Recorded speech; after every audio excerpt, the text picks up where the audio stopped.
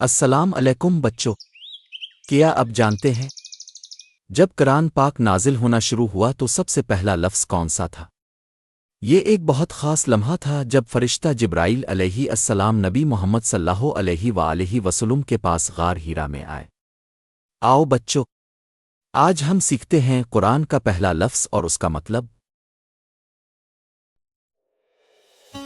نبی صلی اللہ علیہ وآلہ وسلم اکیلے غار ہرا میں عبادت کیا کرتے تھے۔ وہاں بہت خاموشی ہوتی تھی اور اب صلی اللہ علیہ وآلہ وسلم اللہ کی یاد میں بیٹھے رہتے تھے۔ ایک دن اچانک فرشتہ جبرائیل علیہ السلام تشریف لائے۔ جبرائیل علیہ السلام نے نبی صلی اللہ علیہ وآلہ وسلم سے فرمایا، اقرا یعنی پڑھو۔ یہ قرآن کا پہلا لفظ تھا، اقرا، جس کا مطلب ہے پڑھنا۔ نبی صلی اللہ علیہ وآلہ وسلم حیران ہو گئے اور فرمایا، میں پڑھنا نہیں جانتا۔ پھر جبرائیل علیہ السلام نے 3 بار فرمایا، اقرا، اقرا، اقرا، اور قرآن کی پہلی آیات نازل ہوئی۔ اقرأ بسم ربک الذی خلق۔ یہ قرآن کا پہلا پیغام تھا، علم حاصل کرو۔